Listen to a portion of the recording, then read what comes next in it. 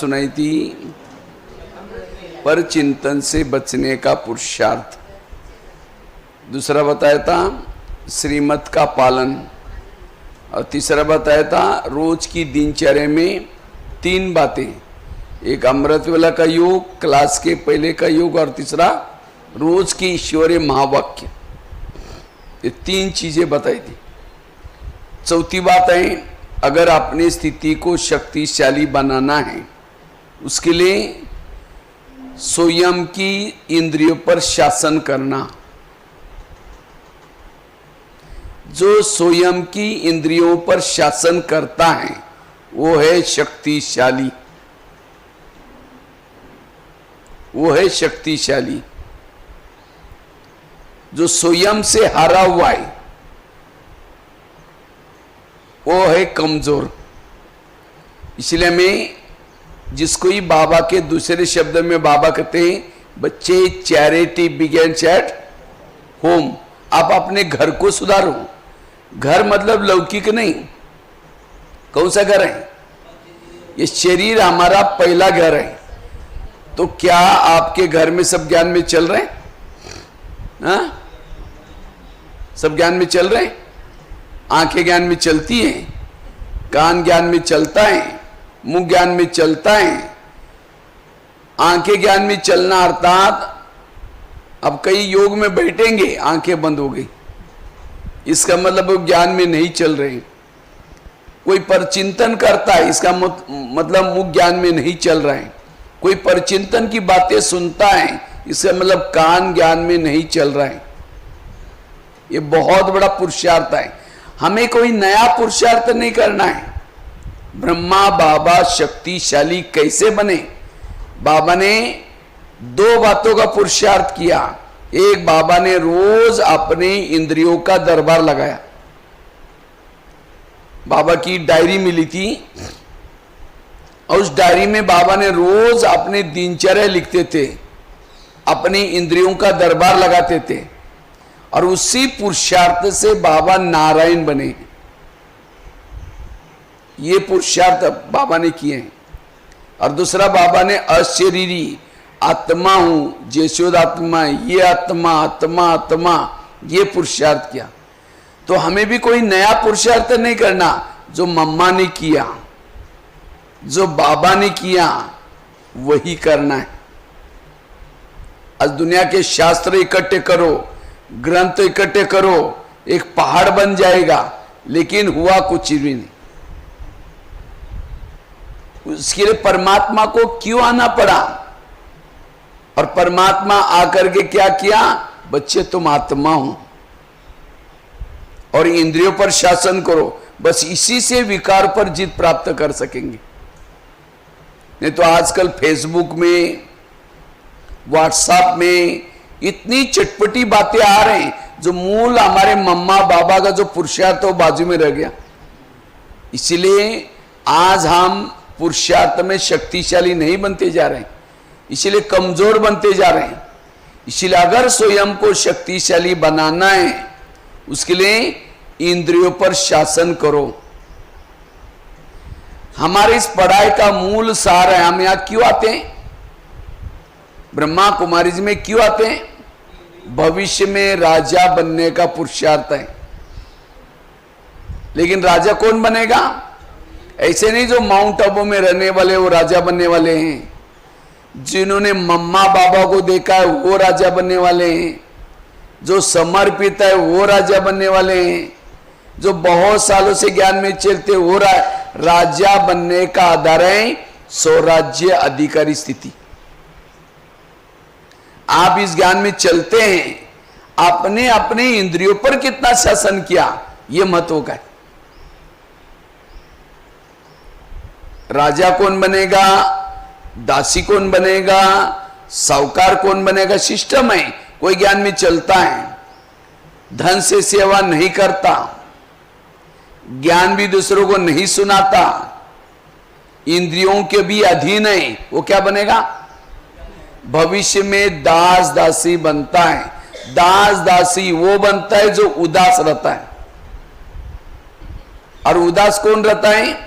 जो इंद्रियों के अधीन है। हारा हुआ कभी भी खुश नहीं रह सकता।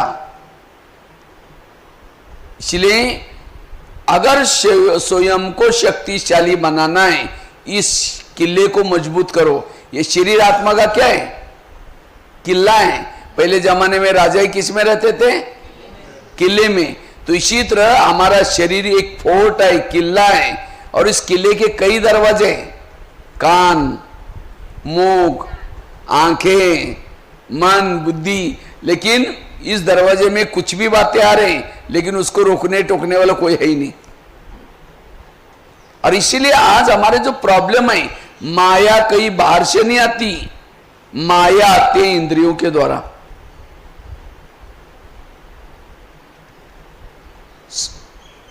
इस दुनिया, शरीर पर जो शासन करेगा वही इस दुनिया पर शासन कर सकता है। सारे गीता का सार है, हे अर्जुन तुम अपने घोड़े की लगाम अपने हाथ में रखो, अर्थात इंद्रियों पर जीत प्राप्त करना।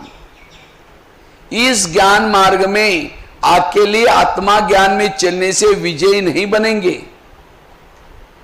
ये इंद्रियों का भी सहयोग चाहिए। कृष्ण जब रथ में बैठता है, पहले क्या करता है? घोड़ों को प्यार करता है, थपथपाता है। क्यों? घोड़े जाकर के अगर दुर्योधन के सामने गिर जाएंगे, पराजय हो जाएगी। कर्ण महाभारत में बड़ा होशियार था, पांडवों से भी शक्तिशाली था, लेकिन असफल क्यों बना? उसके रथ ने उसको धोखा दे दिया, रथ फंस गया। इसी तरह आज हम ज्ञान में बहुत होशियार हैं, लेकिन अगर इंद्रियां धोखा देंगे, असफल बन जाएंगे। इसलिए स्वराज्य अधिकारी स्थिति, आज ब्राह्मणों का इसके तरफ ध्यान।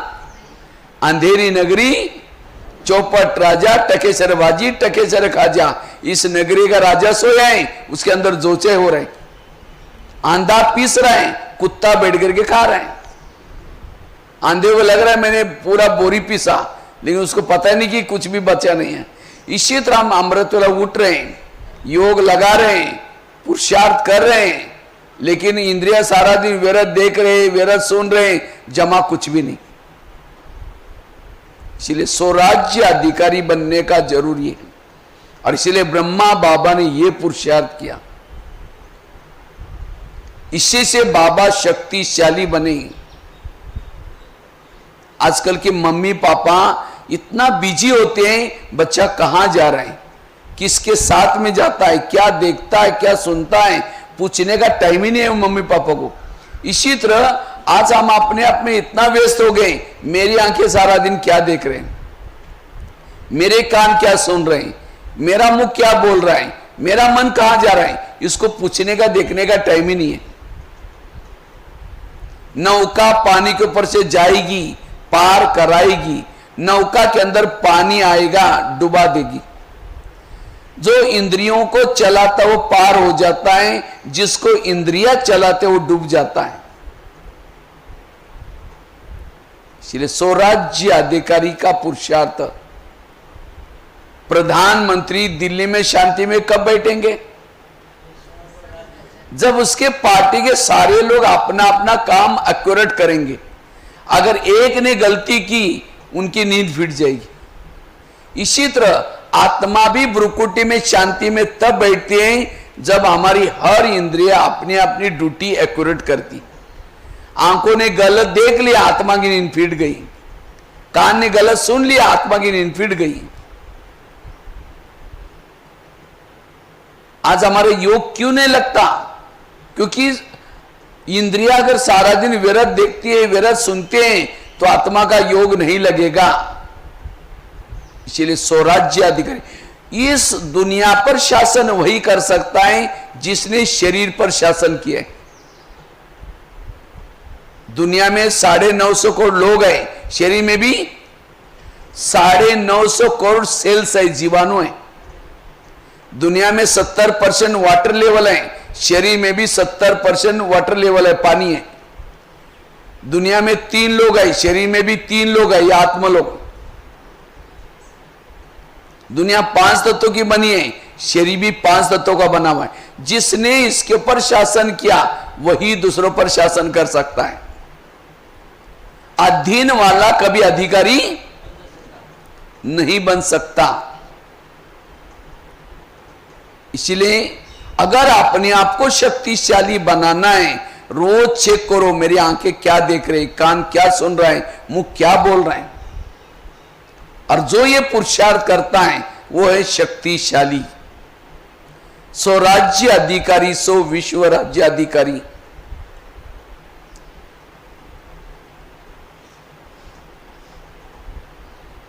इसलिए देखना है कि एक एक इंद्रिया स्वराज्य। जैसे भारत में अंग्रेज घुसे थे, क्यों घुसे थे? कहानियां पता है ना। भारत में अंग्रेज कैसे आए? भारत में नवाबों का शासन था।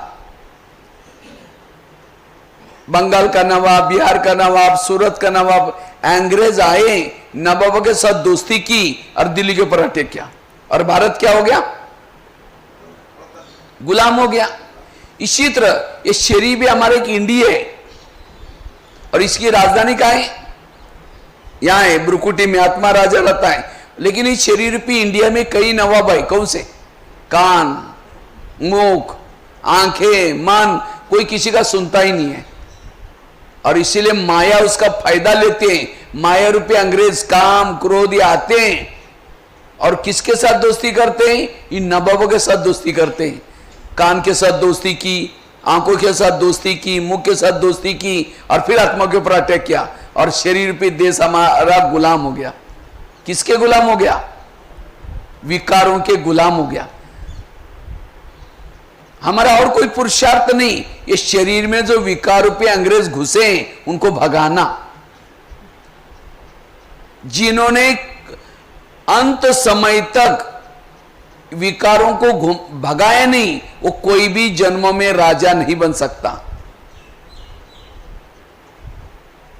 कई कहते ये माता बड़ी अच्छी है, ये भाई बहुत अच्छा है। अच्छा है मतलब क्या? उसका इंद्रियों पर शासन है। कल का मुझे लगता है वरदान था, स्वराज्य अधिकारी स्थिति का वरदान था। हैंडलिंग पावर, अपने सूक्ष्म शक्तियों के द्वारा स्थूल कर्मेंद्र को ऑर्डर प्रमाण चलाओ, हैंडल करो, तब आपके अंदर हैंडलिंग पावर आएगी।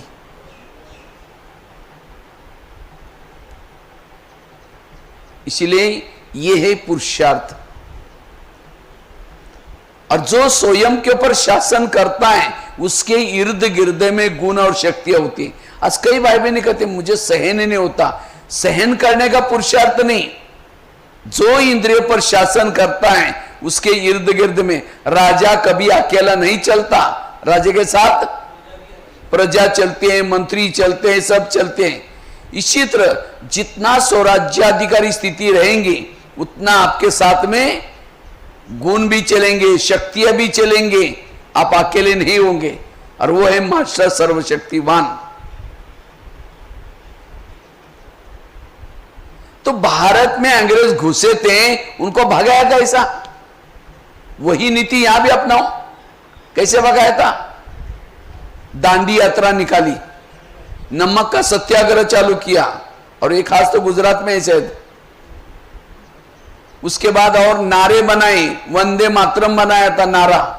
लेकिन अंग्रेज लोग वंदे मातरम बोलने नहीं देते थे। क्यों? उनको हिंदी नहीं आती थी। उनको लगता है वंदे मातरम मतलब या हमको बोलते बांधो और मारो, इसीलिए बोलने नहीं देते थे। तो नारे लगाए।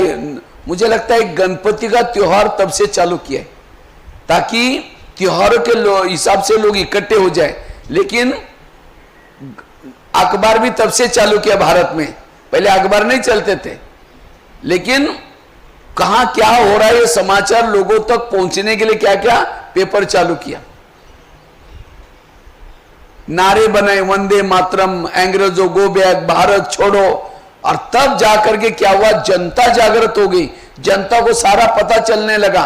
एक पंजाब में जालियनवाला बाग, हाँ, तो इससे से लोगों के अंदर क्या हो गया?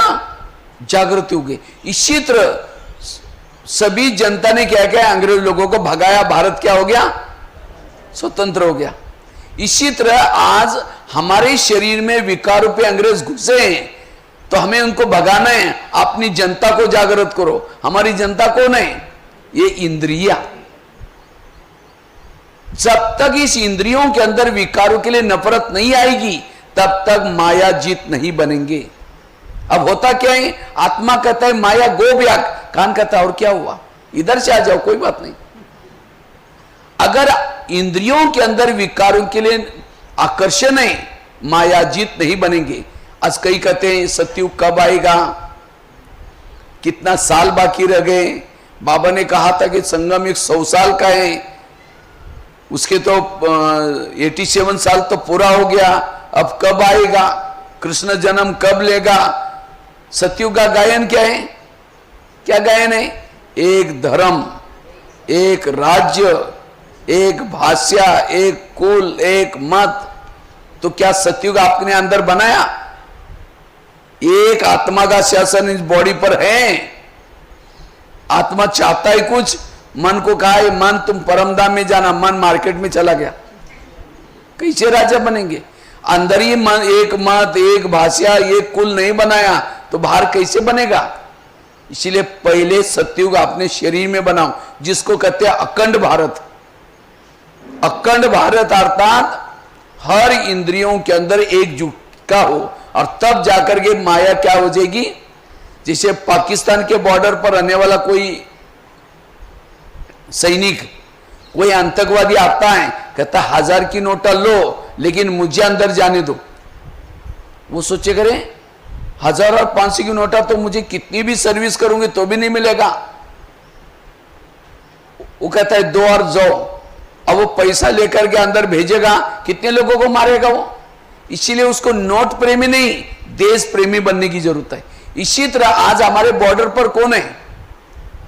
कान बॉर्डर पर आए, आंखें बॉर्डर पर आए, आत्मा की रक्षा करने के लिए, और यही रक्षक भक्षक बने। योग में बैठे, आंखें बंद है,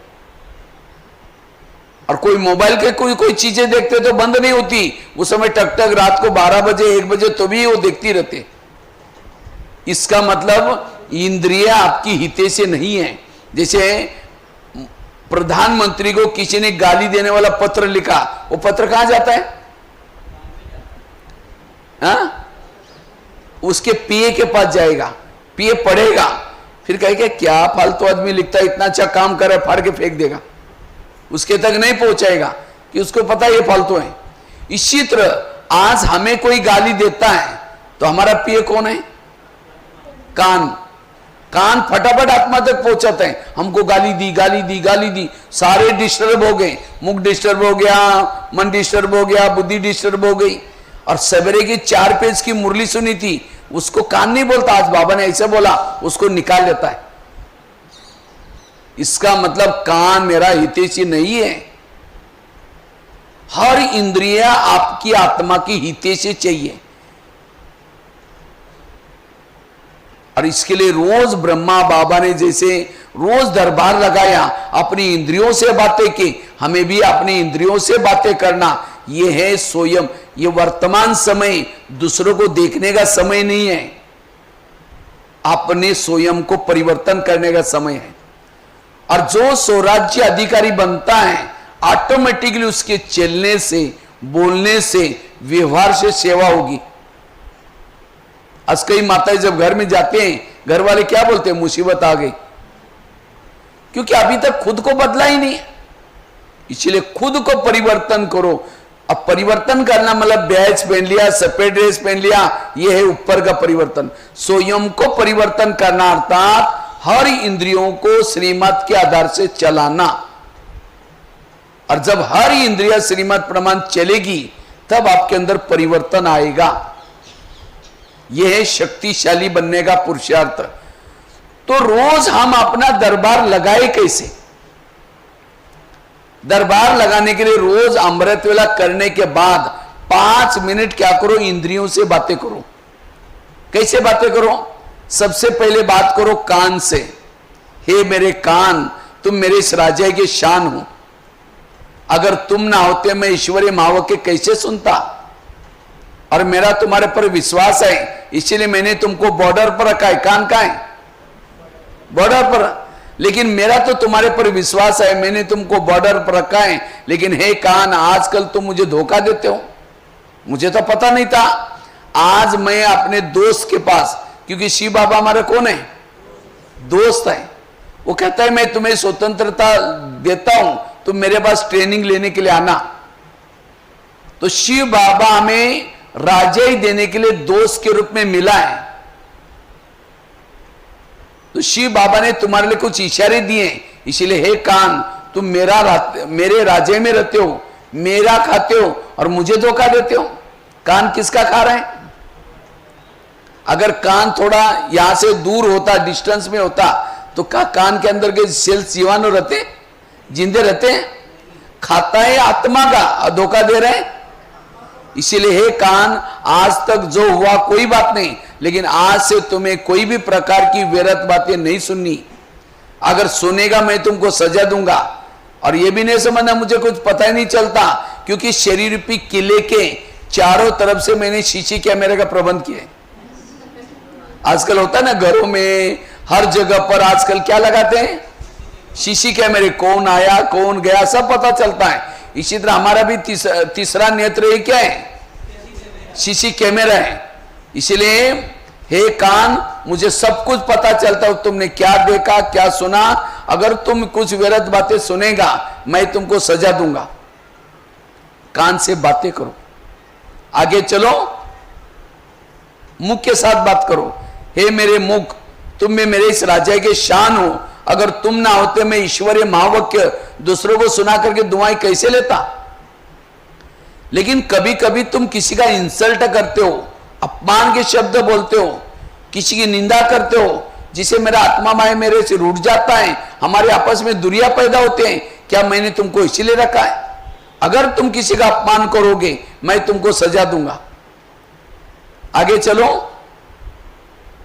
आंखों के पास ये आंखें, मुझे 84 जन्म में बहुत सारी आंखें मिली, लेकिन तुम्हारे जैसे बातें चले आंखें कोई नहीं मिली, क्योंकि तुम्हारे द्वारा मैंने सत्यम शिवम सुंदरम को देखा है ना। मधुवन में बाबा को, जिस बाबा को देखने के लिए दूसरे दुनिया की आंखें तरस रहे, साक्षात्कार करने के लिए तरस रहे, एक सेकंड का साक्षात्कार। और ये आंखें तुमने साक्षात उस प्रभु को घंटों तक देखा है ना। कितना बार देखा होगा, कितने टर्न में बाबा से मिल के आए हैं। जिसको देखने के लिए दुनिया की आंखें तरस रहे, साक्षात्कार नहीं, साक्षात देखा हुआ है। खाते हुए देखा हुआ है, बोलते हुए देखा हुआ है, चलते हुए भी देखा हुआ है, मुस्कुराते हुए देखा हुआ है। तो क्या प्रभु को देखे मैं तुम्हारा पेट नहीं भरा? तो भी संसार की गंदी बातें, व्यर्थ बातें क्यों देखते हो? अगर गंदी बातें देखेगा, मैं तुमको सजा को दूंगा। आगे चलो, पांव के पास। हे मेरे पांव, तुम भी मेरे इस राज्य के शान हो। अगर तुम ना होते मैं सेवा करने के लिए कैसे जाता? सेवा की मुख ने आधा पुण्य किसको मिलता है? पांव को। मुख ने भाषण किया, आधा पांव किसको मिला? पुण्य किसको मिला? पांव को। हाथ ने कर्मना सेवा की, लेकिन आधी दुआ किसको मिली? क्योंकि पांव क्या करता है? घुटने के ऊपर पूरा शरीर को उठा के लेके आता है। इसलिए कोई भी व्यक्ति घर में आता है, उसके चरण छूते। क्यों? हे चरण, तुम्हारा धन्यवाद, इस व्यक्ति को हमारे घर में लाया। लेकिन कभी कभी हे चरण, तुम किसी का परचिंतन करने के लिए भी लेके जाते हो। परचिंतन किया मुख ने, आधा पाप किसके पर चढ़ा? पांव। अगर पांव कहता नहीं, मैं राजा का खाता हूं, राजा के इसमें रहता हूं, मैं राजा को धोखा नहीं दूंगा, हे मुख तुमको जाना है परचिंतन करने के लिए, तुम जाओ, आराम से कभी भी आओ, मैं नहीं जाऊंगा। तो मुख कहता ठीक है, तुम नहीं जाएंगे, मैं जा रहा हूं। मुख अकेले जाता? हाँ, पांव भी मिला है, सभी मिला हुआ है। समझो, मन में विचार है मुझे फिल्म देखने के लिए जाना है, तो कौन लेके जाता है उसको? पांव। इसीलिए कई माताएं कहते मुझे मेरे बच्चे रिगार्ड देते ही नहीं है, मेरे को कोई सम्मान पूछता ही नहीं है। जिसकी इंद्रिया आत्मा को रिगार्ड नहीं देती, उसको कोई रिगार्ड रिस्पेक्ट नहीं देगा। अगर मुझे रिगार्ड चाहिए, रिस्पेक्ट चाहिए, आपकी हर इंद्रिया आपको रिगार्ड दे, आपका कहना माने। कई माताएं कहते मेरे बच्चे मानते ही नहीं है। क्यों नहीं मानते? जिसकी इंद्रिया नहीं मानती उसका कहना कोई भी नहीं मानेगा। इसीलिए बाबा यहां राजा ही बना रहे, राजा ही स्थापन कर रहे हैं। और राजा बनने का पुरुषार्थ क्या है? इस इंद्रियों पर शासन करना। यह है गीता का ज्ञान, यह है सारी गीता में यही लिखा हुआ है। मन के अंदर जो भी निगेटिव, जैसे वो कृष्ण कहता है, हे अर्जुन, जो हाथ द्रौपदी का चीरहरण करता है उसको काटने में तुम्हारा कोई भी पाप, अर्थात हमारे मन में अगर ऐसे विचार आए उसको मारने में कोई आपका पाप नहीं होगा। ये सारा ज्ञान है अंदर का सूक्ष्म। इसीलिए बाबा कहते बच्चे स्वराज्य अधिकारी बनो। तो पाटन वाले कौन कौन राजा बनने वाले? हाथ खड़ा करो। हाँ, सभी राजा। हाँ, माता राजा नहीं बनना है, सबको बनना है। हाँ, लेकिन मन को कहा ये मन तुम परम धाम में जाना, मन कहीं मार्केट में चला गया, कैसे राजा बनेंगे? इसलिए एक एक इंद्रियों को अपने श्रीमत प्रमाण चलाओ और तब आपके अंदर परिवर्तन आएगा। तब ये जो काम क्रोध जो विकार अंदर घुसे सारे भाग जाएंगे। ये विकार आने का कारण है इंद्रियों की अधीनता। यह है पुरुषार्थ। एक एक इंद्रियों के अंदर आत्मा के प्रति रिगार्ड हो, रिस्पेक्ट हो। आगे चलो मन के पास, हे मन, तुम में मेरे इस राज्य के शान हो। अगर तुम ना होते मैं ईश्वरीय ज्ञान का चिंतन मंथन कैसे करता? लेकिन कभी कभी तुम व्यर्थों का भी चिंतन करते हो। अगर करेगा मैं तुमको सजा दूंगा। आगे चलो बुद्धि के पास, हे बुद्धि, मैंने सभी इंद्रियों में से चुन करके तुमको मंत्री बनाया। और बुद्धि कौन सा मंत्री है? हाँ? केंद्रीय मंत्री है, होम मिनिस्टर है। पूरा होम का मिनिस्टर कौन है? क्योंकि समझो मन में विचार है मुझे फिल्म देखने के लिए जाना है, तो मन की फाइल कहां जाती है? बुद्धि के पास। फिर बुद्धि निर्णय करेगी, हाँ ठीक है जाओ। अब बुद्धि ने बोला जाओ तो पांव भी चले जाएंगे, मुख भी चला जाएगा, आंखें भी चली जाएगी, कान भी चले जाएंगे। किसको फॉलो किया? बुद्धि को। इसलिए कभी एकांत में बैठ करके अपनी बुद्धि से बातें करो, हे बुद्धि, मैंने तुमको तो मंत्री बनाया, अब मुझे लगा तुम मेरा भला कर देगा, मेरा पूरा विश्वास तुम्हारे पर रखा, लेकिन हे बुद्धि, तुमने कोई ऐसे निर्णय लिया, मेरी पूरी राजधानी गंवा दी, मुझे रावण के जेल में डाल दिया। क्या यही तुमने मेरा फायदा कर दिया? इसलिए हे बुद्धि, आज तक जो हुआ कोई बात नहीं, लेकिन आज से तुम्हें जो भी निर्णय लेना है श्रीमत के आधार से, अगर तुम गलत निर्णय लेगा मैं तुमको सजा दूंगा। यह है पुरुषार्थ, यह है शक्तिशाली बनने का पुरुषार्थ। और जितना अपने आप को शक्तिशाली बनाएंगे उतना आपके वाणी में बल आएगा, आपके दृष्टि में बल आएगा, आपके व्यवहार में बल आएगा। और इसीलिए ब्रह्मा बाबा प्यारे क्यों लगते थे? क्योंकि बाबा ने अपने ऊपर जीत प्राप्त किया था, स्वराज्य अधिकारी बने थे। इसीलिए बाबा के अंदर, बाबा सबके प्रिय बने थे, ब्रह्मा बाबा। तो इसीलिए मुझे भी सबका प्यारा बनना है, तो स्वराज्य अधिकारी बनने का पुरुषार्थ। तो ये हो गया सवेरे का दरबार। फिर रात को सोने से पहले फिर दरबार लगा दो। कितना बजे? रात को सोने से पहले 10 बजे 10 मिनट क्या करो? अपनी इंद्रियों से बातें करो। सबसे पहले बात करो कान से। हे मेरे कान, तुम्हारा बहुत बहुत धन्यवाद। सवेरे 7 बजे तुम्हारे द्वारा मैंने मुरली सुनी थी, लेकिन 12-1 बजे को एक माता जी आई थी, किसी की निगेटिव बातें सुना रही थी और तुमने बड़ा नजदीक जाकर सुना था। और क्या हुआ? मैंने उस सीसी कैमरे के अंदर देखा हुआ रिकॉर्डिंग में, जबकि तुमको सवेरे मैंने सुनने के लिए मना किया था तो भी तुमने सुना। इसीलिए तुम्हारे लिए सजा कौन सी?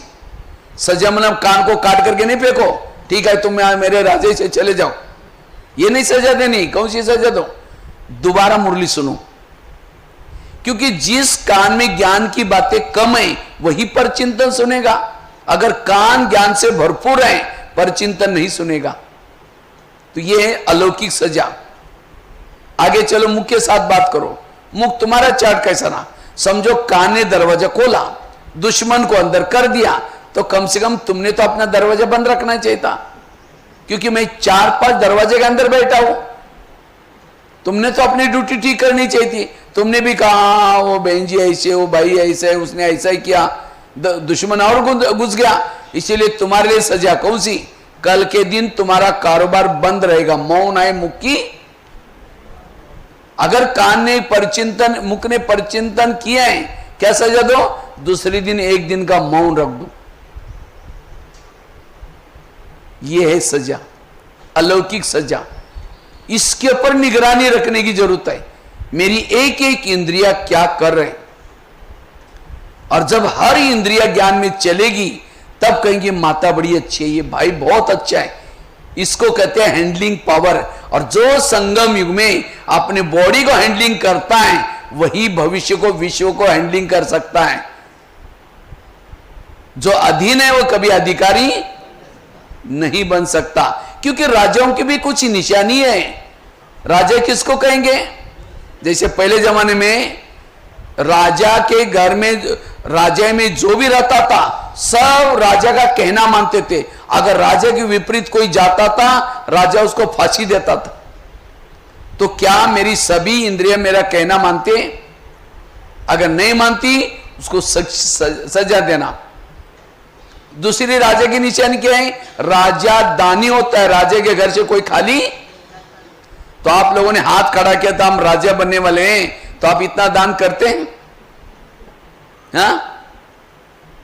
रोज पड़ोसनी घंटी बजा करके कहते हैं देवी आओ मुझे दर्शन दो।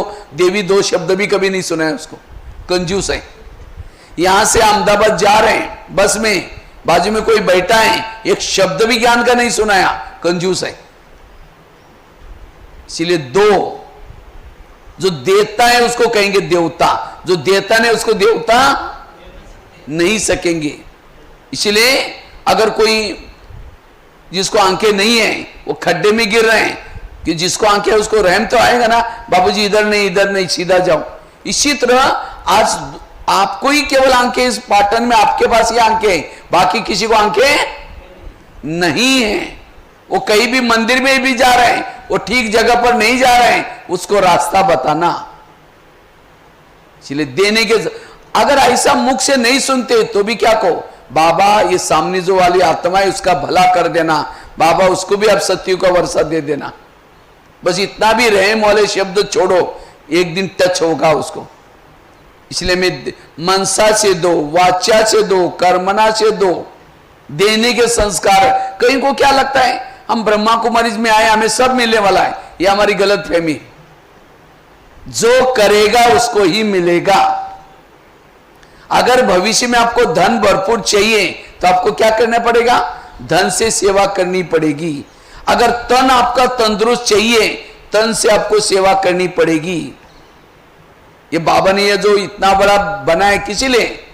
आपका सफल बनाने के लिए, आपको सेवा के लिए। तन से सेवा करो, धन से सेवा करो, और जितना सेवा करेंगे, जहां हमारा तन होगा वहां हमारा मन होगा। जब हम तन सेवा में लगाएंगे तो मन अपने बाबा में लग जाएगा। धन लगाएंगे तो भी हमारा मन क्या हो जाएगा? फिर लग जाएगा। एक बहुत ही शादी से पहले बहुत दान पुण्य करती है, लेकिन जब शादी होती है दान पुण्य नहीं करती। उसकी शादी सेठ जी के घर में हुई थी। वो थे सेठ जी, लेकिन थे कंजूस। एक दिन उसका पति, ससुर, सास सब महल के बाहर बैठे थे। इतने में एक सन्यासी आया, कहता है मुझे भिक्षा चाहिए। तो बहू कहते हैं मैं खुद बासी खाती हूँ और भूखी सोती हूँ, तुमको काशी दो। तो सास को तो बड़ा गुस्सा आया, ये क्या बोल रहे हैं, हम इतने बड़े महल में रहते हैं। लेकिन सन्यासी था इसलिए कुछ बोला ही नहीं। दोबारा वो सन्यासी कहता है मुझे थोड़ी भिक्षा चाहिए। तो बहू कहते सुना नहीं तुमने, मैं खुद बासी खाती हूँ और भूखी सोती हूँ, तुमको काशी दो। सन्यासी चला गया। सास उठी, बहू को 2 थप्पड़ लगा दिया। कहते तुमने मेरा नाम बदनाम किया, कब तुमको बासी खिलाया, भूखा सुलाया? कहता है मैं रोज बासी खाती हूँ और भूखी सोती हूँ। आज मेरी शादी सेठ जी घर में हुई है, ये मेरे पिछले जन्मों का फल है। तो कौन सा खा रहे हैं? बासी खा रहे हैं, पिछले जन्म का खा रहे हैं। अच्छा ठीक है, भूखा कब सोती हूँ? कहते हैं अगले जन्म के लिए आप मुझे कुछ करने नहीं दे रहे, इसलिए मैंने कहा मैं भूखी सोती हूं। तब उसके सास के समझ में आया, कहता ठीक है, जो घोड़े के लिए जो चने पीछे उसको दिया करो। तो एक दिन उसके मन में आता है मैं चने दान करूंगी तो मुझे अगले जन्म में क्या मिलेगा, बुरी के बुरी चने मिलेंगे। इसी तरह कई हम बासी खा करके भूखा तो नहीं सो रहे। आज हमें इतना माल मिल रहा है तराउटी, ये कौन से जन्मों का फल है? 63 जन्मों में जो हमने किया था इतने पालना मिल रहे हैं, इतना तराउटी नॉलेज मिल रहा है। ये सब 63 जन्म में जो व्रत किया था, उपवास किया था, उसका फल है। लेकिन अगर भविष्य के लिए हमने तन से, मन से, धन से सेवा नहीं की, अगले जन्म के लिए कैसे सोएंगे? फिर भूखे सोएंगे। इसलिए बाबा कहते हैं बच्चे जो देंगे वही बाबा 1000 गुना आपको देगा। धन जितना लगाएंगे धन मिलेगा, तन लगाएंगे तन मिलेगा। इसलिए सेवाओं के चांस हमको बाबा ने, हम कितना दिया महत्व होगा नहीं, लेकिन आपके दादी कहती थी आपके पास जो चीजें हैं उसके 4 हिस्से बनाओ। एक हिस्सा अपने लिए रखो, वर्तमान के लिए रखो, बैंक में भी रखो, साथ में यहां भी दो, मधुवन में भी दो। इसीलिए हमें बासी खाकर के भूखा नहीं सोना है। जैसे 1000-500 की नोट बंद हो गई थी पहले, तो सभी ने क्या किया, ला करके भंडारे में डालना शुरू किया। वो तो टाइम था, जैसे अभी भी 2000 का बंद हुआ ना, तो कई लोग क्या करें, भंडारे में डालना शुरू करें। ले सकते हैं, ले करके चेंज कर सकते हैं। लेकिन उसी समय एक मधुवन से डायरेक्शन आया था, 1000 की और 500 की नोटा बंद हो गई, तो कृपया भंडारे में कोई भी पुरानी 1000 और 500 की नोटा ना डाले। लेकर के चेंज कर सकते थे, लेकिन डायरेक्शन आया। और पहले डालने के लिए बोलते तो हाथ थर थर कांपता था, डालू ना डालू 1000 के और 500 के।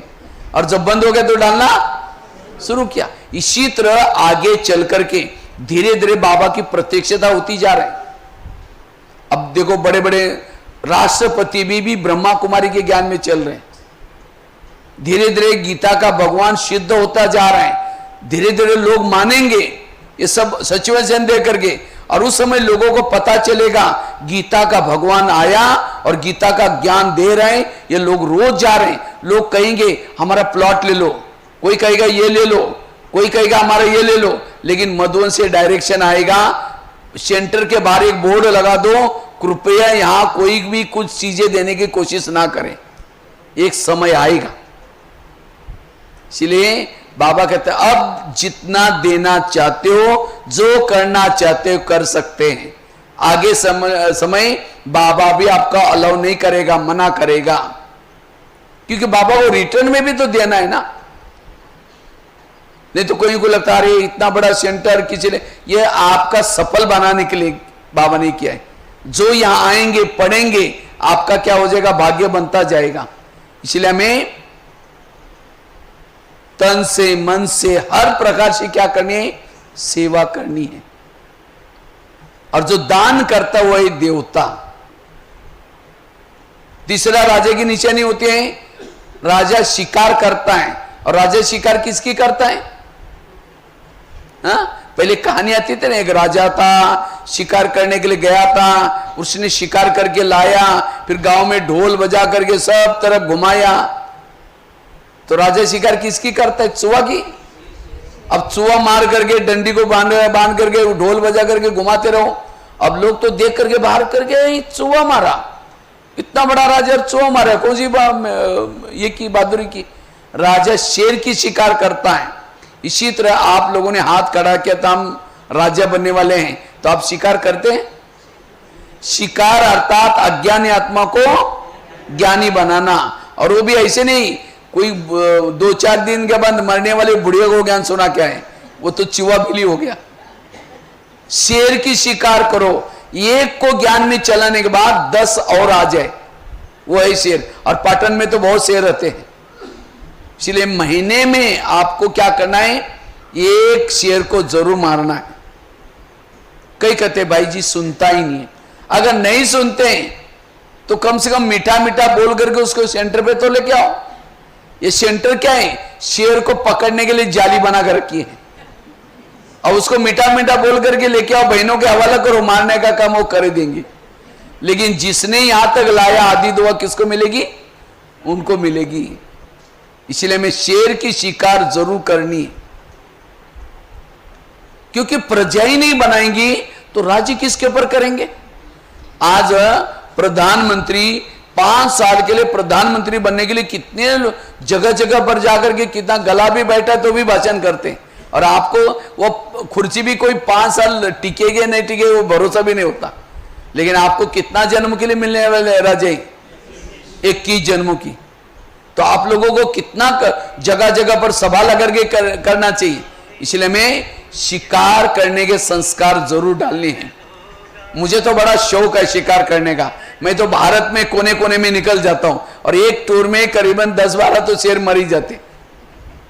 इसलिए कितनी बाबा की मुरली कोई दास दासियों के लिए नहीं होती, राजा बनने वालों के लिए। जो नहीं करते वो अपने आप दास दासी तो बनते ही जाते हैं।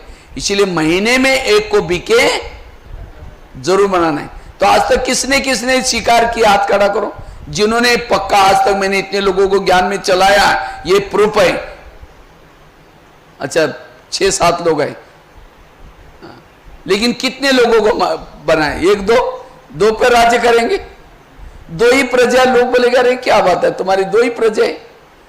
इसलिए प्रजा बनाने का पुरुषार्थ करना है, शिकार कर। क्योंकि आज दादियों की स्थिति पावरफुल क्यों थी? उनके शेयर होल्डर बहुत थे। उन्होंने जिसको जिसको सुनाया था वो बाबा बाबा करते थे, उनका आधा हिस्सा दादियों के खाते में अपने आप जाता था। इसी तरह आप लोग भी शेयर होल्डर बनाओ। शिकार करने का संस्कार चाहिए, लेकिन याद रखना शेर की शिकार बड़ा सावधानी से की जाती है। कई बार अखबार में आता है कोई शिकार करने के लिए गया था और शेर ने उसको फाड़ कर रख दिया। कई बार कहीं को नशा चढ़ जाते हैं, किसी को ज्ञान सुनाने के लिए जाते हैं। आजकल हम ब्रह्मा कुमारी में जाते हैं, बहुत अच्छा है, परमात्मा आया है, ज्ञान सत्युग आने वाला है। कहेंगे अच्छा अभी फंस गए क्या? वह ब्रह्मचर्य का पालन करते, बाहर का खाना खाते नहीं, फैशन करते नहीं, ये कोई लाइफ है क्या? इसीलिए दुनिया में है। अरे एक जना मुश्किल से मिलता है, खाओ पियो मौज करो। बस ये बातें सुनते ही कल से आना बंद कर दिया। गया था शिकार करने के लिए, शेर ने उसको मार दिया। इसीलिए पहले स्वयं को पक्का करो। इसीलिए शिकार करने के लिए क्या लेके जाते हैं? ढाल लेके जाते हैं, तलवार लेके जाते हैं। अगर कोई नहीं सुनता तो ढाल को सामने लगाओ, ये मेरे कुल का नहीं करके अपने आप को बचाव करके आ जाओ। इसलिए शिकार करने के संस्कार चाहिए। महीने में एक को बिके तो 12 महीने का कितना, साल का कितने हो जाएंगे? 12 हो जाएंगे। तो अगले साल वहां का ऊपर वाला क्लास चलना चाहिए। ठीक है? इतना उमंग चाहिए शिकार करने का। नहीं तो कई क्या करते हैं, बस यहां से मुरली सुन के गए, घर में जाकर खाना पकाइए क्या। इसलिए बाबा ने आपको यहां प्रजा बनाने के लिए भेजा है पाटन में। तो जो शिकार करेगा वो है राजा। और लास्ट की राजा की निशानी क्या होते हैं? क्योंकि शक्तिशाली जितना आप सुनाएंगे उतना आपके पास बढ़ता जाएगा, ज्ञान कम नहीं होगा। मुझे याद है जब मैं ज्ञान में आया था, मैं 2 शब्द में नहीं सुना सकता था, लेकिन मेरे अंदर एक विशेषता थी। जो सुना था, मैं जो सुनता था क्या करता था, औरों को सुनाने की प्रैक्टिस की, और करते करते आप मेरे पास इतना ज्ञान हो गया। अभी मैं कुछ समय पहले केरला गया था, तो एक ही टॉपिक के ऊपर 12 घंटे का स्पीच किया था लगातार केरला में। ये कहां से आया? देने से बढ़ता है। ये ज्ञान ही ऐसी चीज है, जितना देते रहेंगे उतना क्या हो जाएगा आपके पास? बढ़ता जाएगा। ज्ञान कम नहीं होता। इसलिए हमें ज्ञान का दान करना है। एक व्यक्ति भी बाकी ना रहे, गली गली में जाकर के देही अभिमानी बन करके हमें क्या करना है? संदेश देना है। और राजे की निशानी है, फलों का राजा किसको बोलते हैं? आम को। वैसे तो गुजरात में तो आम बहुत मशहूर है। आम को ही राजा क्यों बोला? वैसे तो बोलना चाहिए राजा किसको? नारियल को राजा बोलना चाहिए, लेकिन नारियल को राजा नहीं बोला, आम को बोला। क्यों? मीठा तो चीकू उससे भी ज्यादा मीठा होता है। आम सबका प्यारा होता है, नारियल सबका प्यारा नहीं होता, क्योंकि आम का सीजन आएगा तो क्या करेंगे, आम को ले दो, चूसना शुरू करते हैं, मुंह में डालते रहेंगे, निकालते रहेंगे, डालते रहेंगे, प्यार कर रहे उसे। अब सूखा नारियल लेकर चूसो, 32 दांत वो भी टूटेगा, मिलेगा कुछ भी नहीं, और ये भूसा अंदर जाएगा। अर्थात राजा बनने के लिए सबके प्यारे बनो।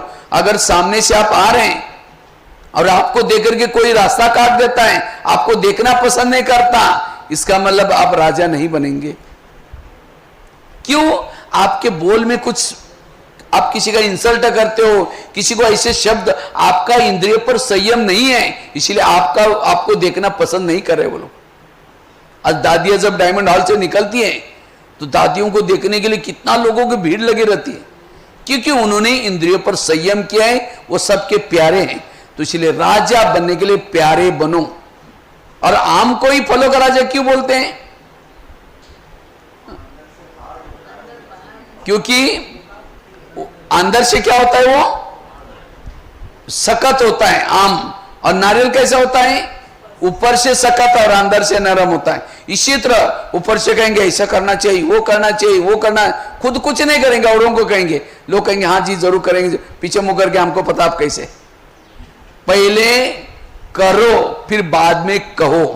पंडित नहीं बनो, आचार्य बनो। आचार्य है शक्तिशाली, पंडित है कमजोर। इसलिए जो कहते हो खुद पहले करना है। ब्रह्मा बाबा करते थे, बाद में कहते थे, और उसमें ताकत है। इसलिए हमें आम बनना है, नारियल नहीं बनना। और फलों का राजा आम को क्यों बोला? क्योंकि आम को जब फल लगता है तो नीचे झुकता है, नारियल क्या होता है, और ऊपर जाता है। इसी तरह अंदर कोई विशेषता आई, कला आ गई तो अभिमान आएगा, वो राजा नहीं बन सकता। आम है नम्रता का प्रतीक और नारियल है अभिमान का प्रतीक। अभिमान वाला कभी राजा नहीं बन सकता। इसीलिए बाबा ने आज भी कहा ना, निराकारी, निर्विकारी, निरहंकारी बनो। निरहंकारी बनना। और फलों का राजा आम को ही क्यों बोला? जब कोई व्यक्ति थक जाता है, धूप में परेशान होता है, तो कहां सोता है? आम के पेड़ के नीचे सोता है, उसकी सारी थकान मिट जाएगी। अब कोई गलती से अगर नारियल के नीचे जाकर सोएगा तो और नारियल टूट करके सिर भी टूट देगा उसका, वो पत्ता कब गिरेगा और छाया भी नहीं मिलती। इसी तरह दुनिया से कोई तंग होकर के, परेशान होकर के आपके संपर्क में कोई आता है, अगर आपने क्या क्या उसकी थकान मिटा दी, कोई बात सुना करके उसका मन हल्का किया, आप राजा हैं। कई कई तो ऐसे भी बीके होते हैं, वो आया था परेशान होकर के, यहां की कोई उल्टी सुल्टी बात सुना करके दिमाग खराब करके भेज दिया।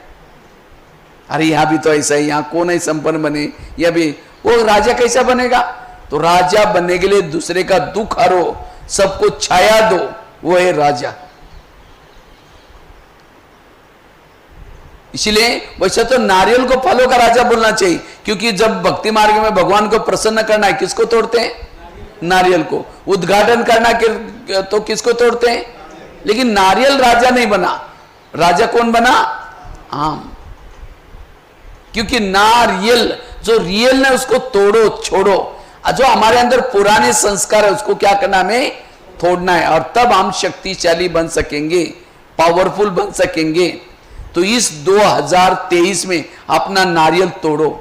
भक्ति मार्ग में केवल मूर्ति के सामने नारियल रखते नहीं, उसको तोड़ेंगे, पानी डालेंगे, फिर कहेंगे भगवान प्रसन्न हो गया। इसी तरह हमने भी क्या किया, अपने आत्मारूपी नारियल को लाकर के शिव जी के सामने रखा है, तोड़ा नहीं है। ओरिजिनल संस्कार बाहर नहीं निकाले, बाबा प्रसन्न नहीं होगा। इसलिए इस साल में अपना, और उद्घाटन करते समय नारियल जब डालते हैं, एक झक से टूट गया तो क्या कहेंगे? मूर्त शुभ है। अब 4 बार भी डाला तो भी टूटा नहीं तो क्या कहेंगे? ये अशुभ है। इसी तरह लंबे समय तक ज्ञान में चल रहे हैं, लेकिन अभी तक संस्कार नहीं बदले, आपका पद ऊंचा नहीं होगा। इसीलिए अब इस धक से क्या करो? नारियल को तोड़ो। वैसे तो ये नारियल फल आत्मा का प्रतीक है। आत्मा क्या होती है? आत्मा का कलर क्या है? केसरी। नारियल का कलर भी कैसा होता है? केसरी। नारियल को 3 होल होते हैं, आत्मा के मन, बुद्धि और संस्कार का वो प्रतीक है। लेकिन नारियल भी कोई साधारण चीज नहीं।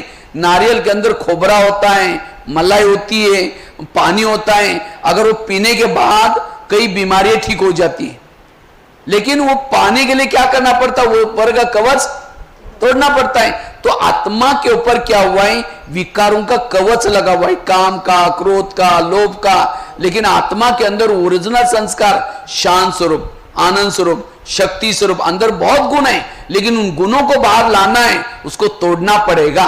इसीलिए वो नारियल को तोड़ते। वो नारियल नहीं, अपने आत्मा के नारियल को तोड़ो। जो रियलिटी नहीं उसको छोड़ो, यह है नारियल। तो इस साल हमें क्या करना है? नारियल को तोड़ना है, और तब हम शक्तिशाली बन सकेंगे। पुराने संस्कारों से हम कमजोर बन जाते हैं। इसलिए अगर अवस्था को शक्तिशाली बनाना है, स्वराज्याधिकारी बनने का पुरुषार्थ करना है, तो रोज अपना दरबार लगाना, कौन सी इंद्रिय धोखा देते उसको चेक करना, उसको सजा देना, तब शक्तिशाली बन जाएंगे, तब संस्कार परिवर्तन हो जाएंगे। आज कईयों के संस्कार बार बार आते, क्यों? इंद्रियों के अधीन है। और राजा बनने के लिए 3 बातें बताई। एक तो सभी इंद्रियों को अपना प्रिय बनना, दूसरी दान करने के संस्कार चाहिए, तीसरा शिकार करने के संस्कार चाहिए, और आम बनने के संस्कार चाहिए। तब हम राजा बन सकेंगे। तो राजा बनने का पुरुषार्थ, जितना स्वराज्य अधिकारी बनेंगे, भविष्य में क्या बनेंगे? विश्व का राजा बनेंगे। इसलिए अपने आप को शक्तिशाली बनाने के लिए हर इंद्रियों पर शासन करने की जरूरत है। स्वराज्य अधिकारी, स्व विश्व राज्य अधिकारी। ठीक है? ओम शांति। मुझे लगता है बहुत गहरा टॉपिक है। इसी के ऊपर बाबा ब्रह्मा बाबा ने इसी के ऊपर पुरुषार्थ किया, लेकिन आज सभी का ध्यान इसके तरफ नहीं आ रहे हैं, और इसीलिए हम धोखे में रहते हैं। क्यों? इंद्रियों के अधीन हो जाते हैं। इसलिए इन इंद्रियों, अकेले ज्ञान में नहीं चलो। कृष्ण जब रथ में आता था, घोड़ों से प्यार करता था। इसलिए हमें भी अपने इन इंद्रियों को सहयोगी बनाने की जरूरत है। ये पुरुषार्थ है। ओम शांति।